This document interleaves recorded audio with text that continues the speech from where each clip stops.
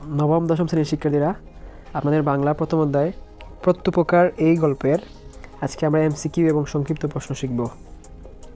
তো চলো শুরু করা যাক। প্রথমে এমসিকিউ দেখো। 1 নং প্রশ্ন, প্রত্যুপকার গল্পে বর্ণিত হয়েছে নিঃস্বার্থ উপকারীর কথা, স্বকৃতজ্ঞ প্রত্যুপকারীর কথা, খলিফার মহত্ব। এখানে 3টে অপশনের মধ্যে 3টেই সঠিক, তাহলে আনসার হবে গহ। 2 নং দেখো, খলিফা বলা হয় কাদের? ধর্মীয় নেতাকে, মুসলিম রাষ্ট্রের সর্বপ্রধান শাসনকর্তাকে, রাজপ্রতিনিধিকে, রাষ্ট্রের সর্বপ্রধান ক্ষমতাশীল ব্যক্তিকে।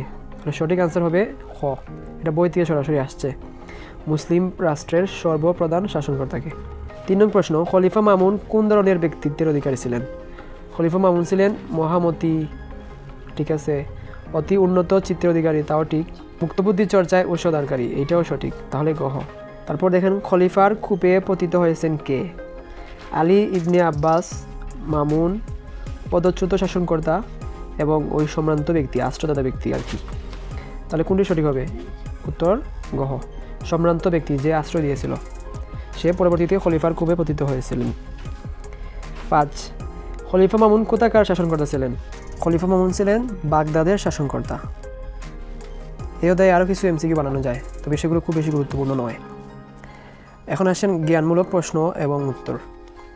প্রশ্ন 1, ঈশ্বরচন্দ্র বিদ্যাসাগর পশ্চিমবঙ্গের কোন জেলায় জন্মগ্রহণ করেন? কোন জেলায় জানতে চাইছে? উত্তর, ঈশ্বরচন্দ্র বিদ্যাসাগর মেদিনীপুর জেলায় জন্মগ্রহণ করেন। মেদিনীপুর জেলায় জন্মগ্রহণ করেন। বানানটা খেয়াল করো, এখানে দৈকার দন্তন্য দীর্ঘইকার। মেদিনীপুর জেলায় জন্মগ্রহণ করেন। তার গ্রামের নাম ছিল বীরসিংহ গ্রাম। বীরসিংহ গ্রাম। ঈশ্বরচন্দ্র বিদ্যাসাগর সম্পর্কে আরও কিছু জানি নেই।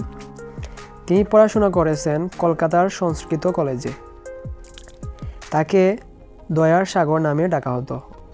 বিদ্যাসাগর বাংলা বর্ণমালা নতুন করে সাজিয়ে বর্ণ পরিচয় নামক একটি শিশু পাঠ্য বই রচনা করেছেন, শিশুদের জন্য উপযোগী। বিদ্যাসাগরকে বাংলা গদ্যের জনক বলা হয়। প্রশ্ন 2, বিদ্যাসাগরের প্রকৃত নাম? ঈশ্বরচন্দ্র বন্দ্যোপাধ্যায়। আলী ইবনে আব্বাস কোন খলিফার প্রিয়পাত্র ছিলেন? মামুন খলিফার।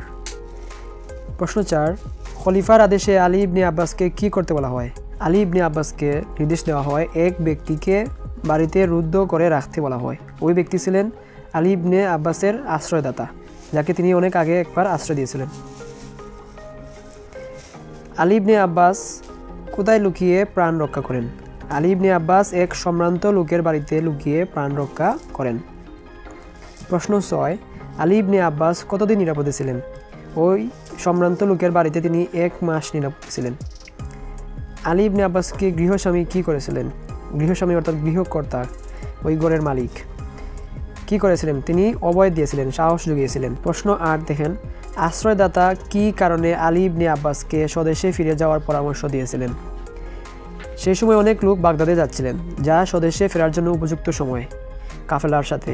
তাই আশ্রয়দাতা আলী ইবনে আব্বাসকে স্বদেশে ফিরে যাওয়ার পরামর্শ দেন। কেমন লাগলো আজকের আমাদের এই ক্লাসটি কমেন্টে জানাও এবং সাবস্ক্রাইব করতে ভুলো না কিন্তু।